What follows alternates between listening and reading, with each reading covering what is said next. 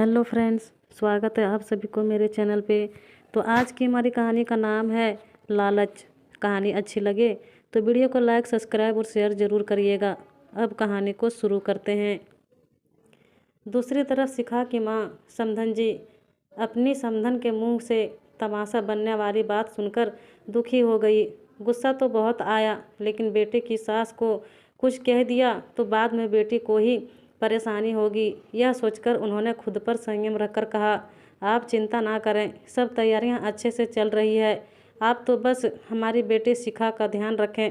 हाँ हाँ ज़रूर, क्यों नहीं, आखिर आपकी बेटी हमारी बहू भी तो है, कहकर शिखा की सास ने फ़ोन काट दिया। समधन जी परेशान हो गई, क्योंकि अभी कुछ दिन पहले ही तीज का त्यौहार गया था, जिस पर उन्होंने अपनी बेटी के ससुराल वालों के लिए खाने पीने का सामान और कपड़े वगैरह सब भिजवाया था। शादी को 2 साल हो गए, लेकिन हर त्यौहार पर बेटी की सास लता जी कुछ न कुछ लेने के बहाने ढूंढती रहती थी। हर बार कोई ना कोई रिवाज बताकर अपना लालच पूरा करती थी। साधना जी सब समझती थी, लेकिन जहाँ बात रीति रिवाज की आ जाए वहाँ चुप रहने के अलावा और कोई चारा भी नहीं था।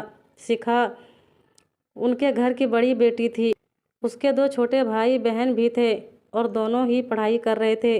उन दोनों का भी काफ़ी खर्चा होता था, और साथ ही में शिखा का पापा की बैंक क्लर्क की नौकरी में तनख्वाह भी बहुत ज़्यादा नहीं थी, लेकिन फिर भी वह अपनी हैसियत से ज़्यादा ही बेटी को देते थे।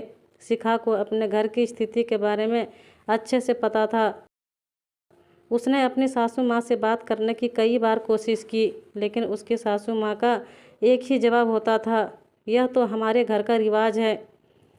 अगर तुम्हारे माँ बाप रीति रिवाज भी नहीं निभा सकते हैं और थोड़ा सा देने में भी कंजूसी करते हैं, तो इसमें मैं क्या कर सकती हूँ। हमारी रस्मों रिवाज तो उन्हें पूरी करनी ही पड़ेगी, और इस घर की बहू होने के नाते तुम्हारा भी यही फर्ज बनता है कि तुम इस घर के तौर तरीके अच्छे से अपना लो। सासू माँ से तर्क वितर्क करना शिखा को अच्छा नहीं लगता था। उसे अच्छे से पता था कि उसकी कही हुई बातों का उसकी सासू माँ पर कोई असर नहीं होने वाला। कई बार उसने अपने पति लोकेश से भी बात करने की कोशिश की, लेकिन कोई फ़ायदा नहीं हुआ, क्योंकि इस मामले में जब भी लोकेश अपनी माँ से बात करता तो घर में बवाल आ जाता। घर के बड़ों के बीच की बात कहकर लता जी उसे भी चुप करवा देती।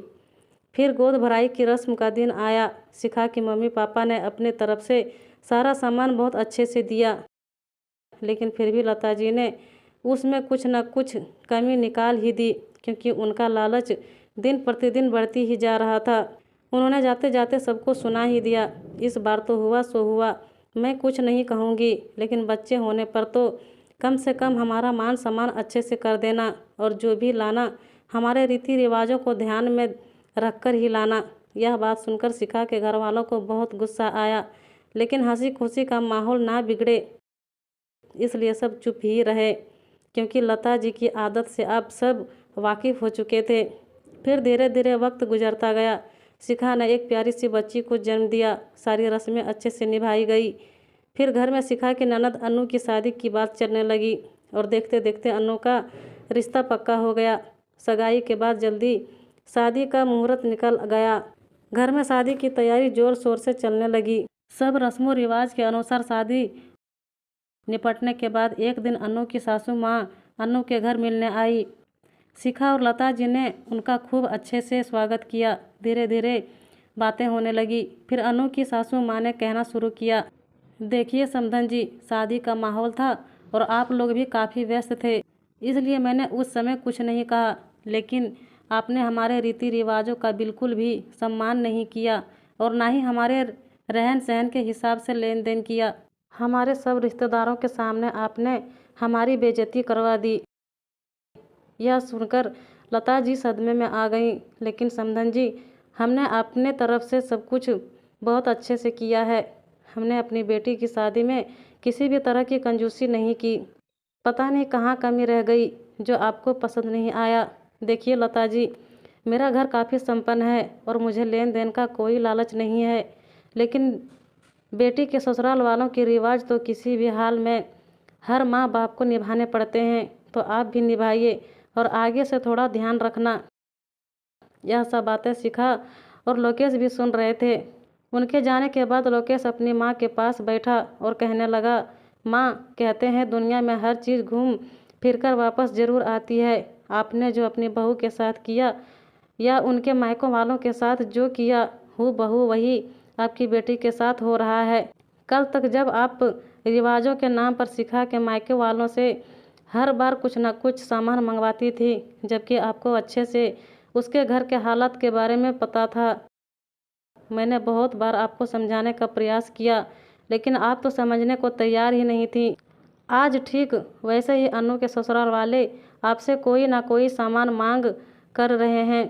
भले ही आपने अपनी तरफ से अपनी बेटी को अच्छे से अच्छी चीज़ें दी हो, लेकिन उसकी सासू माँ को कुछ भी पसंद नहीं आया। अब आपको कैसा लग रहा है? चाहे कुछ भी हो, अपने शौक़ और अपना घर तो अपनी कमाई से ही चलता है। फिर दूसरे की कमाई और दूसरे की चीज़ों पर लालच क्यों करना? कोई दुखी होकर आपकी फरमाइश पूरी कर रहा है ताकि आप उसकी बेटी को परेशान ना कर सकें। क्या यह सही चीज़ है? अगर आप लालच ना दिखाती तो हो सकता है कि शायद अनु की सासू माँ भी लालची ना होती। आपकी बहू शिखा के माता पिता भी आपकी बातों से इसी प्रकार दुखी होते होंगे जब आप उन्हें कम लेन देन का ताना देती होगी। आज लता जी को सब बात समझ में आई। फिर उन्होंने अपनी बहू शिखा का हाथ अपने हाथों में लेकर कहा, बेटा, मुझे माफ़ कर दे। मैं बेटे की माँ बनकर लालच में आ गई थी।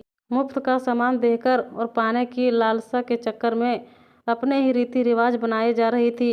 आज मेरे साथ ऐसा हुआ तब मैं महसूस कर पा रही हूँ कि तुम्हारी माँ पर भी यही सब बीता होगा।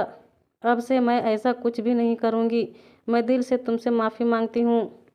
शिखा भी यह सब सुनकर अपनी सासू माँ के गले लग गई और उनके रिश्ते में मिठास वापस आ गई।